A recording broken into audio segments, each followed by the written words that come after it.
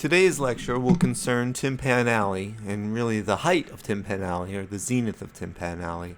And so we'll be discussing the art of popular song. In other words, we're discussing the creation, really, of a body of songs, a repertoire of songs that are considered central to American expression. These are the songs that, when you play jazz, if you play standards, these are those songs, by and large, that you consider standards. So songs by Jerome Kern, songs by Gershwin, songs by Rodgers and Hammerstein, and so on. The all the things you are, right? Summertime, all of these tunes that you sort of have to know if you're a jazz player, especially if you are trying to attend jam sessions and so on. These are the tunes that people tend to know and have ideas about and ways of reworking. That's part of the point here, is that these particular songs, this particular body of work, is not only central to the formation of American popular music in general, they also inscribe a series of patterns, of chord progressions, of voice leading patterns, of formal structures that get used and varied and manipulated and developed over the course of the remainder of popular music. As far as we might think of some of the things that we listen to as straying from Tin Pan Alley, plenty of the independent bands that I particularly like, if you enjoy, for instance, going back further, of course, the Beatles or Grateful Dead, they have certain indebtedness to the music of this era. Certainly some of the bands that I particularly like Ockerville River and They Might Be Giants, they have a certain indebtedness to this music. This has become through such composers as Gershwin and Kern and so on. This has just become part of the way that American popular music goes.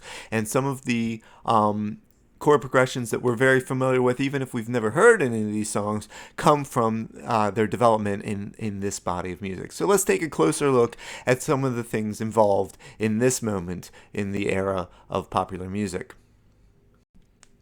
So we're talking here about the golden era of Tin Pan Alley. The rise of anti-Semitism in Europe in the 1880s forced many Jewish people to emigrate. By 1910, 1/4 of the population of New York City was Jewish. Many of these immigrants found success in the entertainment business, both in New York City and then also in California, especially with the rising prominence of Hollywood. Many of the moguls in the film industry were of Jewish descent. So they're working in New York in particular as publishers, as promoters, composers, and performers. And so you have figures such as George Burns, who really makes his reputation in the vaudeville circuit in the very early days, working sometimes in blackface. Irving Berlin, who also worked a bit with minstrelsy and had a lot of influence from minstrelsy. Some of his early songs refer to minstrel stereotypes and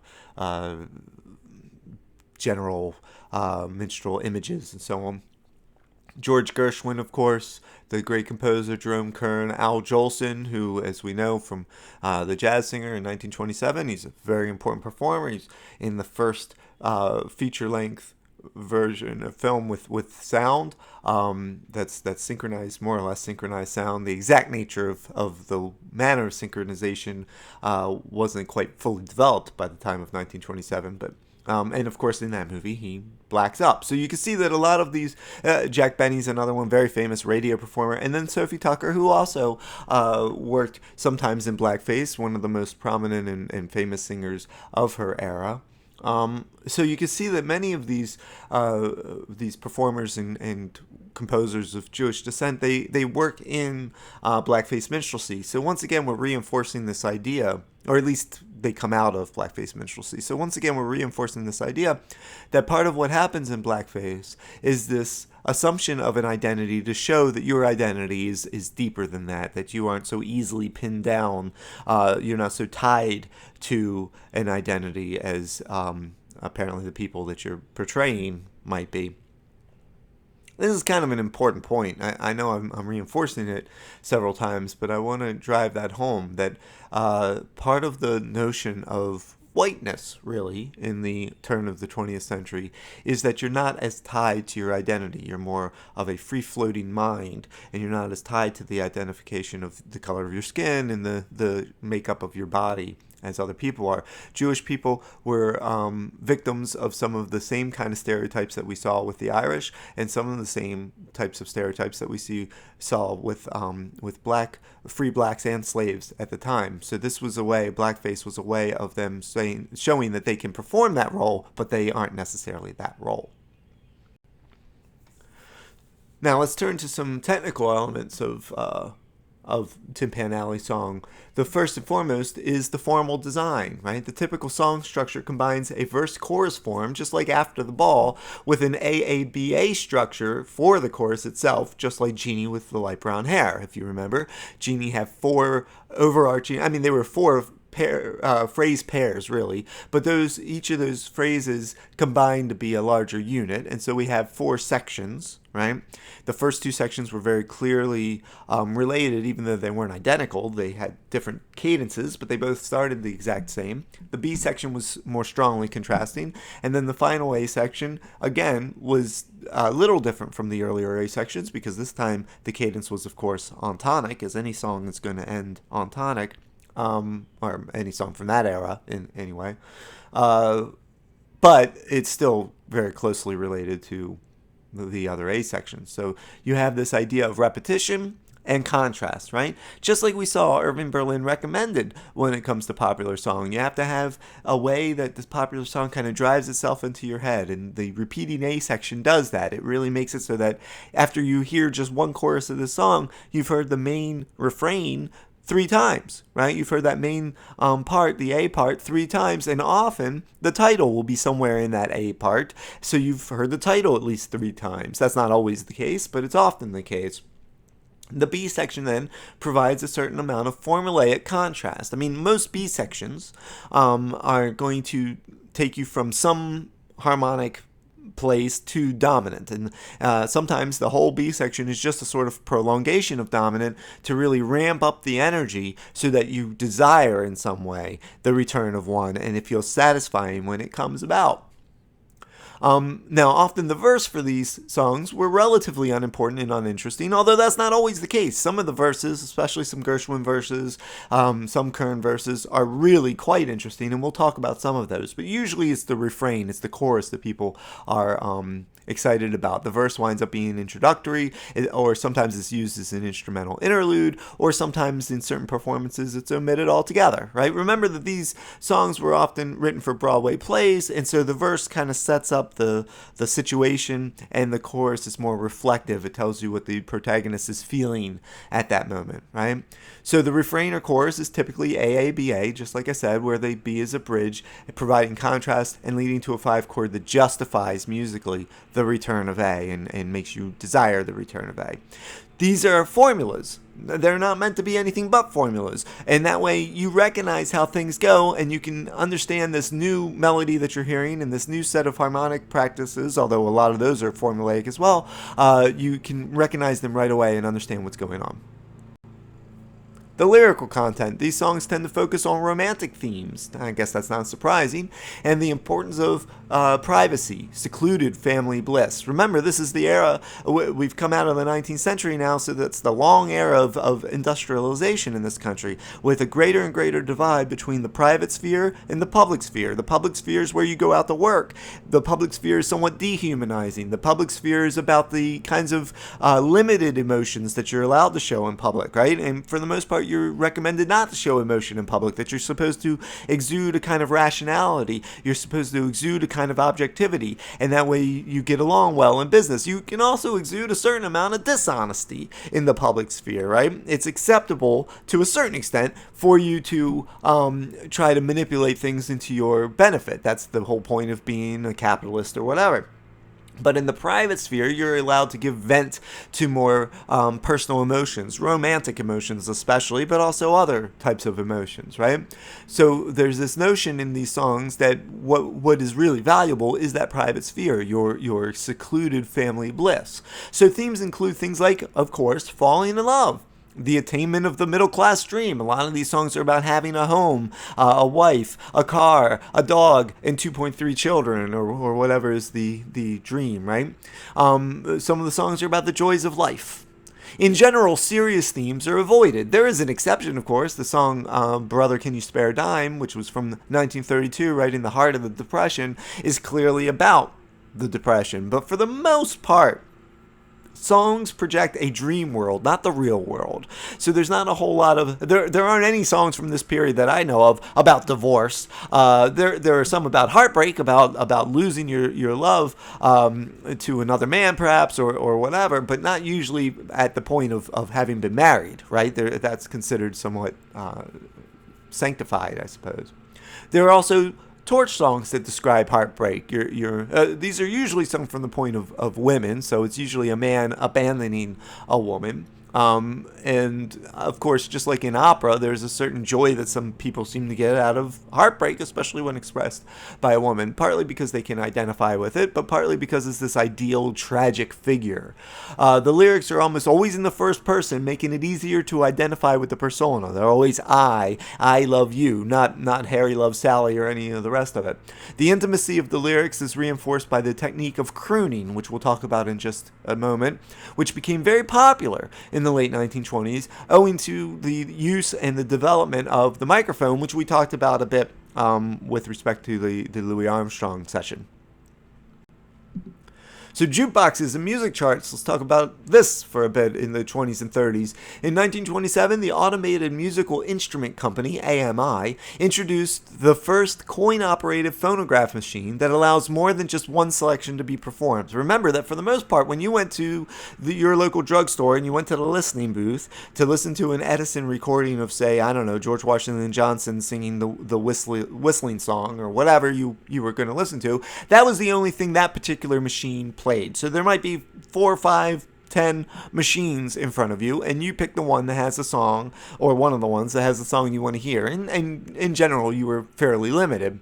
But in 1927, you have a new machine where you can have more than one selection to be performed, and you can pick among various selections. In 1928, Justus P. Seeberg, a player piano manufacturer, combined a loudspeaker and a record player to create a coin-operated machine offering a choice of 8 different records, so 8 different selections, and this became the jukebox. And because you had the loudspeaker there, this wasn't something you had to listen to with earbuds. You could listen to, or listening tubes as they called it then, you could listen to it in public with other people, right? So suddenly bars and certain restaurants and certain public spaces are becoming noisier, right? And you're able to choose the songs that you want to hear. And you know, I'm sure we've all been in a diner at some point when someone puts on a jukebox, or maybe it's just the radio playing, and they play something we would rather not hear, right? So now you are subjected in public space to people's private choices. And that's a pretty important shift there. It's not the first time this has ever happened, of course, but it's the first time that we're seeing it with mechanized forms of performance. It's not like there weren't street buskers and village buskers going all the way back to the medieval period. Of course there were, in fact, going back to ancient Rome and Greece. But here we have something very different. This is a mechanical recording that I can then play in the public, and the only thing you can do to get away from it is to get away, to leave.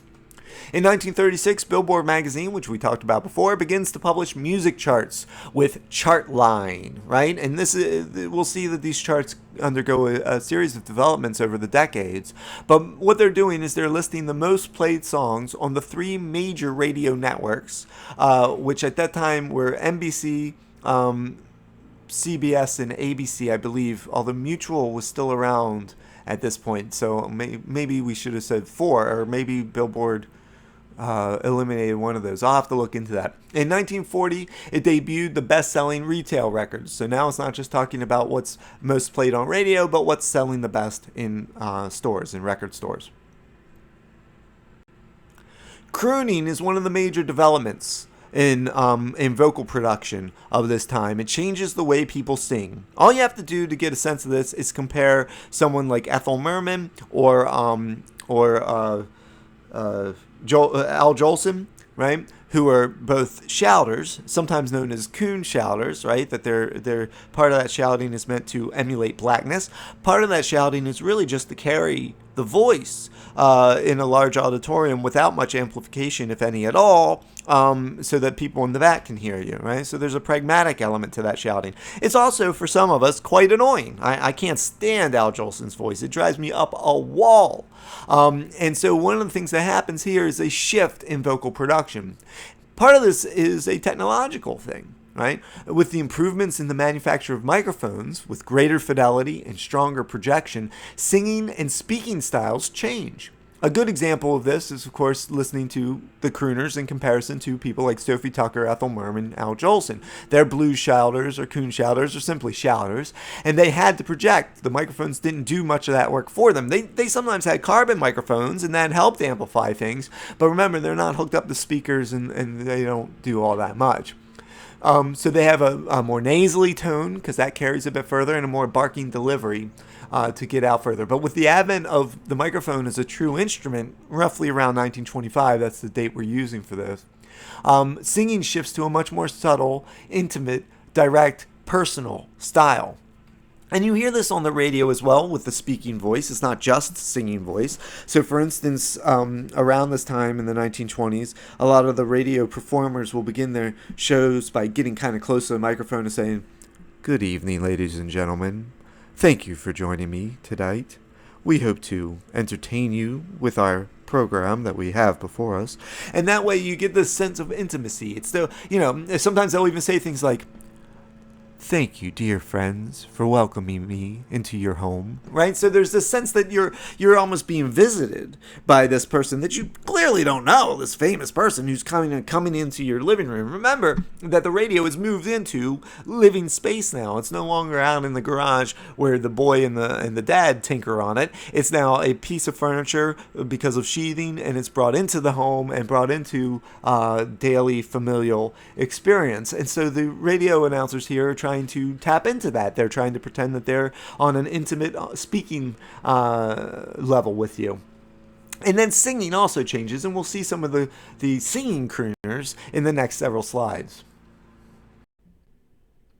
Many of these early crooners are largely forgotten today. We'll see that there's at least one very important exception. But one that probably shouldn't have been forgotten, one of the most successful, was Gene Austin, and you can see him pictured here. He sang a song called "My Blue Heaven" in 1927, which was composed by Walter Donaldson with lyrics by George Whiting. It was released on Victor Records, and it's one that you'll listen to for this session. It was the bestseller of its era at 5 million copies, which was not outdone until 1942 with Bing Crosby's White Christmas. And of course, Bing Crosby is the crooner that most of us still remember. Notice the repetition when you listen to the song. Please listen to it, maybe pause this and listen to it now. Notice the repetition of the title within the lyrics, a sort of self-advertising of the song, just like Irving Berlin told us should happen, right? So they say the song, "My Blue Heaven," over and over again, right? Really driving home the title, so that even if let's imagine you're hearing it on the radio and you missed the announcer saying what song it was, you're probably going to be able to figure it out just by listening to the placement of that line over and over again. Also notice the use of the solo cello in the recording as a sign of refinement, but then that's coupled with his whistling, right, which is a sign of a sort of anti-aristocratic, more down-home kind of thing. And there's something really interesting, I think, about this recording, just as a product, just as a thing to think about. On the one hand, like I said, you have that cello. That cello will remind people of chamber music. It'll remind people of classical music. And so therefore, it's meant to have this sort of high tone to it, this sophistication to it. But then the whistling is much more, even though I'm sure it's not impromptu, it sounds almost as though it were impromptu. It sounds as though it's just something he's doing as a natural expression of whatever he's feeling, right? A natural connection to the song. And that gives it this sense of something that anyone has access to. It's not an aristocratic kind of form of expression. And that combination, and obviously My Blue Heaven is all about familial bliss. And, I'll have this nice home, and I'll have my girl, and baby makes 3, and all the rest of it, right? So this idea of the ideal suburban family dream coming true here, right? And that the combination there of the cello and the whistling makes it both, in some sense, this rarefied personal private space, but also one that's accessible. And Austin was one of the first crooners to really find success, and he was quite successful, and this recording is a major part of that. So listen to it carefully. Rudy Vallée is another, perhaps even bigger success, although we tend to forget him now. He was perhaps the most successful of the early crooners. Bing Crosby had the much longer career, but Vallée had a huge impact early on. He was good looking, as you can see here, especially for that period in the 20s and 30s. This was a sort of classic look. It's not that far removed from, say, F. Scott Fitzgerald's look. He had the wavering tenor, which was very popular, was sometimes called the Irish tenor style. And then he had the kind of boyish sound as well. He was an idol of the Roaring Twenties. I think he's even mentioned in a Fitzgerald, speaking of Fitzgerald, novel.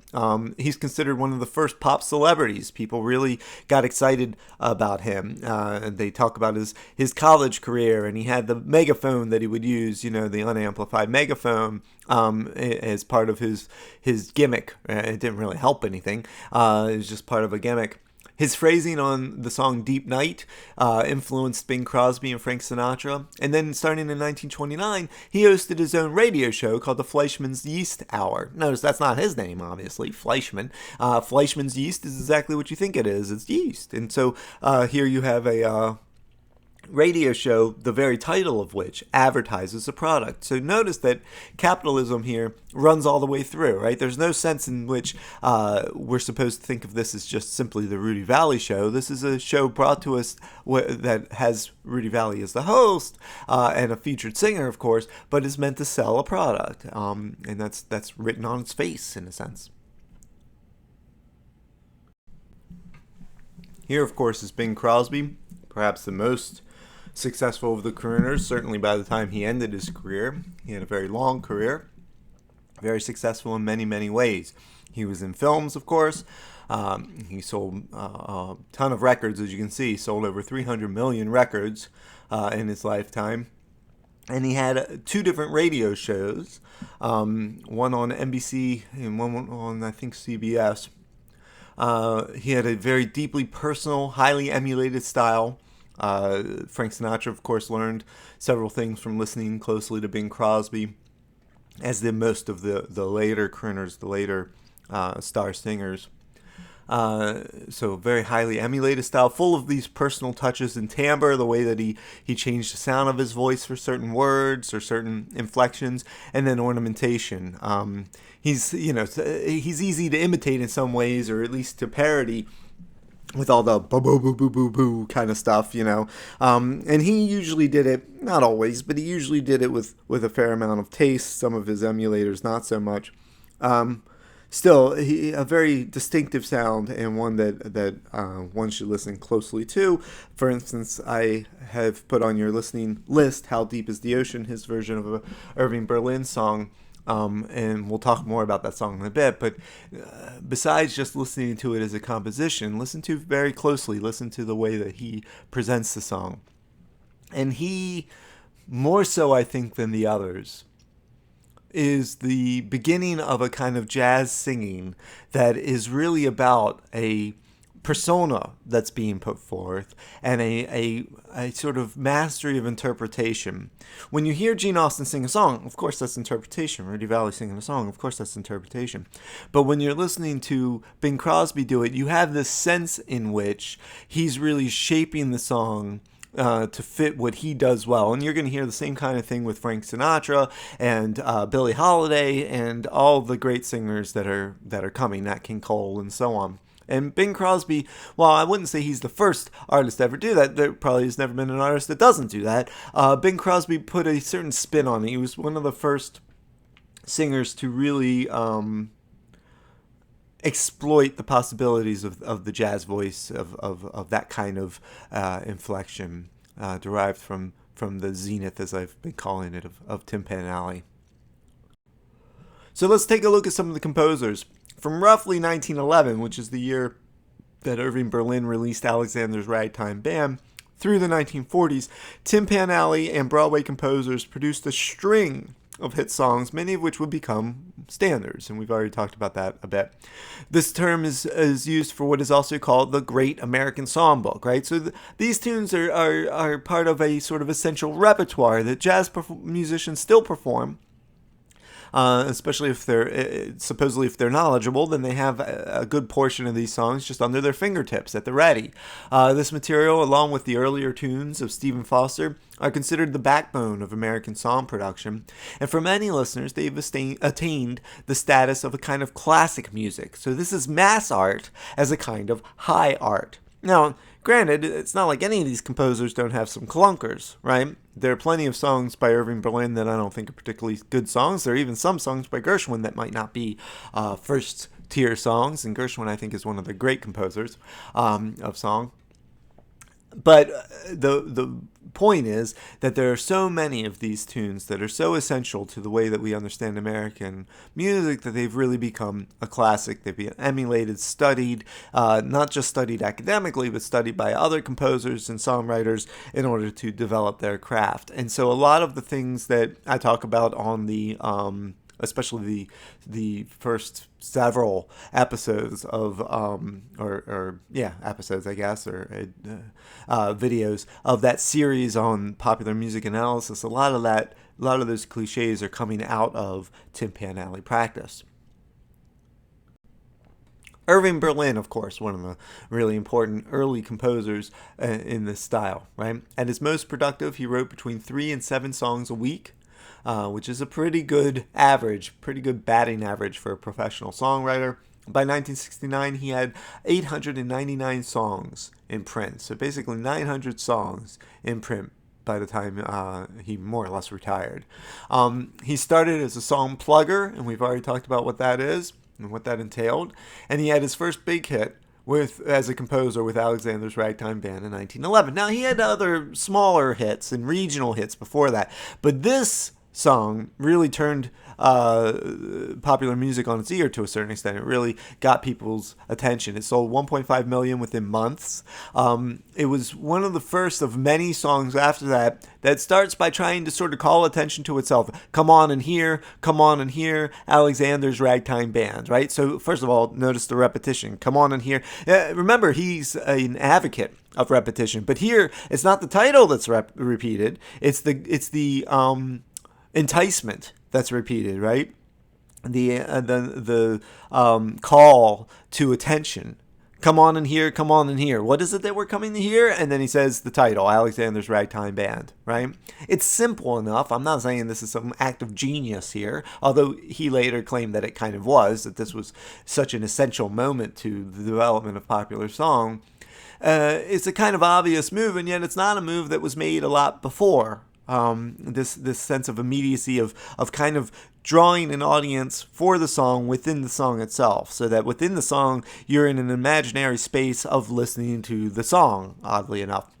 After World War I, he set up his own publishing company and he opened a theater for his own productions. His hits include such central tunes as Cheek to Cheek, that's a great one, Blue Skies, and then White Christmas from the film Holiday Inn. So several of his productions were made into very famous Broadway musicals or even very famous musical films, right? So here are 2 movies that he worked on. My favorite of the 2, of course, is The Marx Brothers and Coconuts, and he wrote the score for that. This is the first Marx Brothers film from 1929. He also wrote several important musicals, some of which were later made into musical films, and for instance, Annie, Get Your Gun, and from 1946. And you can see here's the opening credits scenes, or whatever you want to call it, of the film version of Annie, Get Your Gun. And so you see Betty Hutton, who played the role of Annie, obviously, in this film. The song I'd like you to look at is one of my favorites by him from 1932. It's How Deep Is the Ocean. It derives from an earlier song that he had written called To My Mammy from the Al Jolson film Mammy of 1930. And so obviously it's rooted in the minstrel tradition. Remember that if you watch the clip from jazz singer, you know that the idea of mammy is a kind of trope in the calling out to mammy is a trope in minstrelsy. This idea of being able to tap into these feelings that might be otherwise regarded as effeminate can happen when you're putting on a mask, right? Um, the refrain line of "How Deep Is the Ocean" comes from that original song.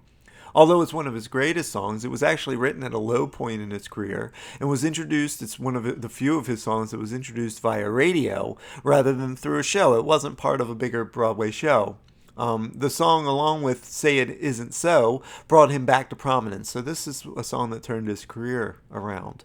Guy Lombardo, Paul Whiteman, Rudy Valley, and Ethel Merman all recorded it in 1932, right? So some of the biggest names, conductors and singers in the business at the time, all recorded it in the year of its composition, 1932. It's one of the finest recordings, in my opinion, that was made that year by Bing Crosby. On October 14th for Brunswick Records. I think it's one of the highlights of Crosby's career, and I also think it's one of the highlights of Berlin's career. This is a very fine song. It has an ABAC form, and that's quite odd, right? So not the typical AABA. It's not that there aren't other songs that have ABAC. That is one of the sort of more prominent alternatives to AABA, but still it's kind of special. It starts in C minor, and it wends its way to E flat major. So C minor and E flat major are, of course, relatives of each other. C minor is the relative minor of E flat major, and E flat major is the relative major of C minor. And a lot of these songs that we'll talk about will tend to blur the lines between the relative major and minor. So the song clearly starts in C minor, but it quickly wends its way toward the relative major. The typical way of approaching the A section's opening is through a descending bass line, C, B, B flat, A, G, and you'll notice that's another sort of cliche, right, that we'll hear in a lot of different songs. Play it at the piano and you'll know that you've heard it a ton of times before, or guitar or whatever else. Notice the use of blues language. And then the fake out at the end of the B section, where you think you're going one place and you go another.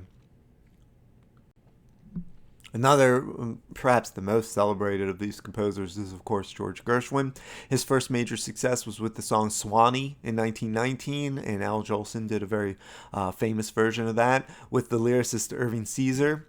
The song quoted Old Folks at Home by Stephen Foster, and was, like I said, it was famously recorded by Jolson. So notice that right from the beginning, he's kind of aligning himself with this older tradition of musical production by quoting Stephen Foster. It was Gershwin's greatest commercial success, but it's the foundation of his career. He then began working with his lyricist brother, Ira. So Ira Gershwin wrote the lyrics, and Ira is a very talented, as we'll see, lyricist. One of the things that I particularly like with him is the song "How Long Has This Been Going On," where he's talking about a first kiss, or it could perhaps be something a little naughtier, but the line then breaks into smaller units, and you get this little while, tell me now, how long has this been going on? So in leading to the refrain line, notice how the owl sounds build up, right? Little while, tell me now. So this quick rhyme, and then the very first syllable of the next one rhymes with those. How long has this been going on? It's a little detail, but it's a nice detail, right? And it shows that the importance of the poetry here isn't so much just the sense of it. It's not that it's paraphrasable. It's the exact way that the words create a sense of assonance, a sense of timbre, a sense of their own musicality. Gershwin had success as a popular music writer, a Broadway show composer, and a composer of concert music. He wrote Rhapsody in Blue. We mentioned that already with Paul Whiteman, who premiered it at the Aeolian Hall concert in 1924. He wrote the Piano Concerto in F major, which to my mind is actually the better piece. He was also a composer of an opera, Porgy and Bess, which is, of course, a opera based on Black life. And a lot of the standards, the jazz standards that we play from Gershwin come from that, most prominently Summertime. His hits include I Got Rhythm, which is it's sort of a standard of all standards, and we'll talk about why in a moment. A Foggy Day, but Not For Me, one of my absolute favorites, and Nice Work If You Can Get It. These are all major hits for him. Here you can see the poster for the 1959 film version of Porgy and Bess, which was, of course, composed and produced in 1935. Porgy and Bess is a very controversial production and piece. It's based on a novel written by a white man, and obviously the librettist and the composer, Gershwin here, they're all white, and it's depicting not only black life, but a kind of almost some stereotypical versions of black life, where you have here the sport and life, that's the sort of pimp character, who has his hooks into Bess for various reasons, and Porgy, this lower class working man, wants to have her for himself and wants to free her from this life and free her from the clutches of sport and life. So there's a lot of sort of, let's say, stereotyped material involved, and obviously Gershwin is drawing quite heavily on blues language and folk music practices of Black Americans. And so there's a great deal of controversy about how he represents blacks in this, and he felt what he was doing was of course creating a noble portrait of at least the main characters, and other people might argue that that's not necessarily the case. This film version, of course, roughly 24 years after the original production, features Sidney Poitier and Dorothy Dandridge, as well as Sammy Davis Jr., so some of the heavy hitters in Black Hollywood of that time. Let's take a look at I Got Rhythm from 1930. I mentioned already this is kind of the standard of all standards. It was written by George and Ira Gershwin for their musical Girl Crazy. It spawned innumerable imitations and further developments in harmony and eventually in improvisation related to those underlying harmonies. Let's talk a little bit about some technical aspects of the harmonic structure here. It's an AABA form. It has a slight extension at the end of the last A that is sometimes omitted, sometimes left aside. But it's fairly standard as far as its form goes. The A section starts with two iterations of a 1-6-2-5 progression. So basically the most typical harmonic progression of this, certainly of the 19th, and really before then, but certainly in the U.S. of the 19th and throughout most of the 20th century, this is one of the most standard chord progressions, not just in Tin Pan Alley music, but also in various folk-type musics and other types of popular music. We see it again and again. Sometimes instead of 2, you get the 4 chord, but basically what you have here is the major tonic, the relative minor, some kind of predominant chord to the dominant, and then you can cycle that through over and over again. This song begins with 2 iterations of that. And if there's time in this slide, I'll talk about some of the ways people play with that notion. Then it's followed by a brief tonicization of 4, which gives it just a slight blues element. Sometimes that 4 is followed by a minor 4, so that you get the 4 minor 4 cliche, which I talk about in I believe it's the 3rd of my pop analysis videos on my YouTube channel. The B section is a cycle of fifths that just comes down 2-6 or 3-6-2-5, right? So if you're in the key of B flat, which is the most typical, then you have D7 to G7 to C7 to F7, and that prepares you for the return of A. So both sections are given to many substitutions. Obviously, that series of falling fifths, you can make them all into 2 5s. You could also make it go from 3, instead of doing 6, you could do flat 3, and that'll take you to 2. Or you can do the same thing between the 6 and the 5, go from 6 to flat 6 to 5, right? So there are various ways you can manipulate that. The opening 1-6-2-5 progression is also very easily manipulable. You can go from 1 to a diminished chord built on sharp 1 to the 2 and then to the 5, right? And because it happens twice, you can even do something a little more daring. You can go from 1 to a diminished chord built on sharp 1 to 2 to a diminished chord built on sharp 2, and then use 3 as a substitute for 1. and then move from there for the next cycle. So you can go 3, 6, 2, 5 in the next cycle. I'll talk about this in one of my analysis videos. Cole Porter, another one of these classic composers. He's in some ways he's one of the most interesting, I think. He studied at Harvard, Yale, and the Schola Cantorum in Paris, so he's a very highly sophisticated and educated man. He's certainly the wealthiest and most sophisticated of this generation of songwriters. He worked with his own librettist and lyricist, worked as his own librettist or lyricist, so he wrote his own words. He didn't have another person writing the words. And that gave him a certain amount of greater control than some of the rest of them have. His songs are often witty. Sometimes, if you pay enough attention, they're actually quite dirty. They employ some really intriguing harmonic progressions. His hits include I Get a Kick Out of You, You're the Top, My Heart Belongs to Daddy, and Night and Day. He wrote several successful Broadway shows, including Anything Goes, Silk Stockings, and Kiss Me Kate, which won Tony for Best Musical. So a very accomplished composer. I'd like you to take a listen to just one of those things. There's several great recordings. And to my mind, the Louis Armstrong is one of the best, but there's also a great recording by Ella Fitzgerald that's highly recommended. This is from 1935. The lyrics treat love with a certain detachment, even dismissiveness, right? Love is just one of those things. There's even a reference to Dorothy Parker in the verse, which she was also very cynical with respect to love. So notice there are references to literature. There's references to history. Abelard and Eloise are mentioned. Romeo and Juliet's mentioned.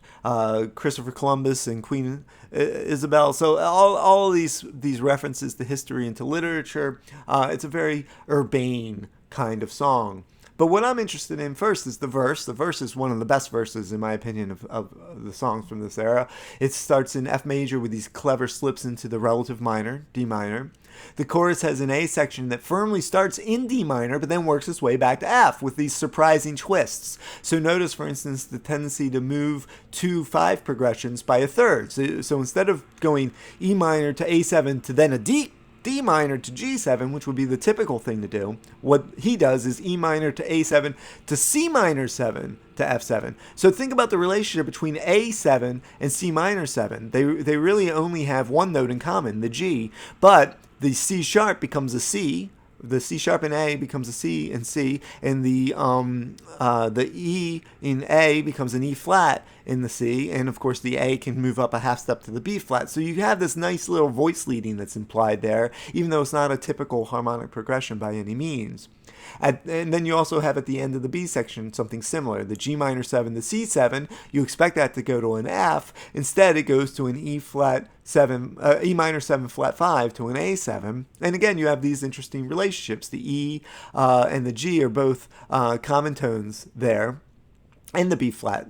So there are several common tones between the C7 and the E flat 7, E minor 7 flat 5.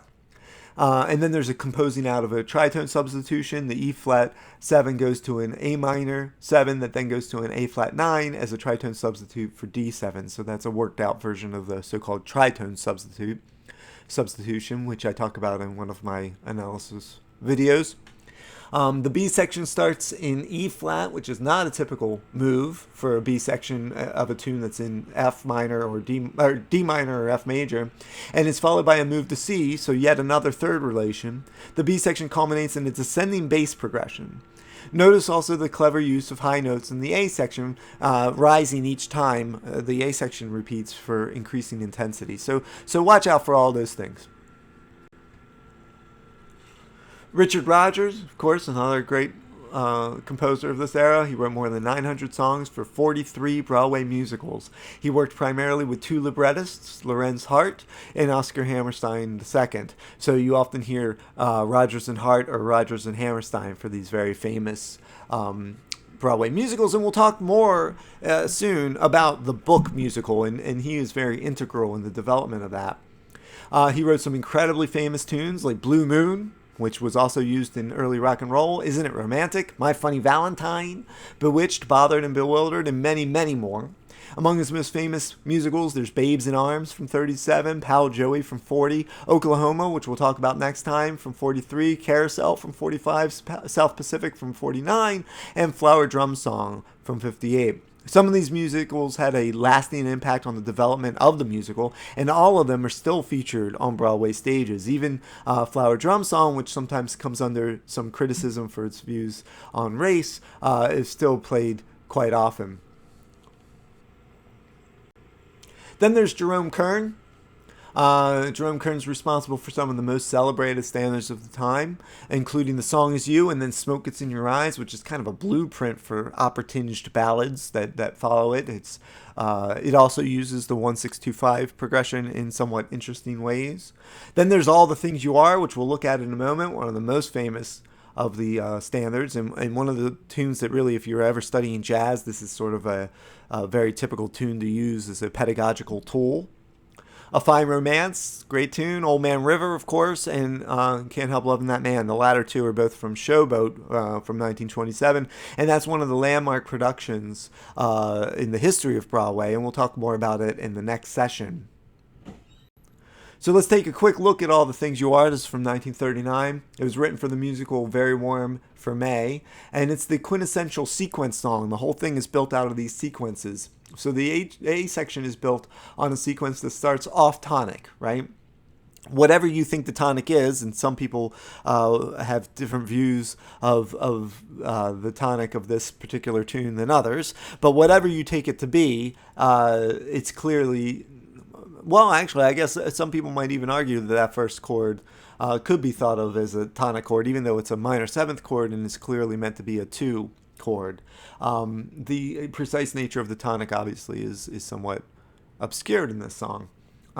But what you wind up doing here is you go through a series of 2-5 progressions that lead to various keys. So the first progression is a 2-5-1 in E flat. So you start with this F minor. And like I said, some people actually think of F minor as being the tonic of this song. That seems odd to me. Clearly, the song ends up in A flat, and F minor is the relative minor of A flat, and so that's part of the argument that some people make. But then you immediately get another 2-5-1 in C minor, although the actual chord that arrives is major. The reason I say the progression's in minor is because the 2 chord here is a D half diminished, or a D minor 7 flat 5 chord, which is a minor 2 chord, or a 2 chord in the minor key. So in very quick succession, you go from E flat to C minor, and notice that they're relatives of each other. E flat is the relative major, and C minor is the relative minor. Of course, when we actually arrive, at first at least, it's a C major chord. That quickly becomes a C minor chord for the next phrase, because we then get a 2-5-1 in the key of B flat, which would be C minor to F7 to B flat, and then another 2-5-1 immediately thereafter in G. So in other words, the second A section basically takes the same kind of progression as the first A section, but it moves the entire thing down a fourth or up a fifth, depending on how you want to look at it. The B section has another 2-5-1s, first in G and then in E major, right? And of course, G major and E minor are relatives. So notice that each time you're dealing with relatives. You have E flat to C, which is a set of relatives, B flat to G, set of relatives, G to E, set of relatives. Then the B section ends with the C7 chord that reintroduces the F minor 7 of the final A section. That final A starts the same as before, but then it continues its descent through D flat major 7 to G flat 7, and then a tritone move to the C minor 7, a transitional chord, which is often a B diminished, sometimes a G minor 7 flat 5. That gets us to a 2-5-1 now in A flat, which is of course the relative major of the very first chord of the first and last A section, which is F minor. So a very complicated song, very interesting to think about.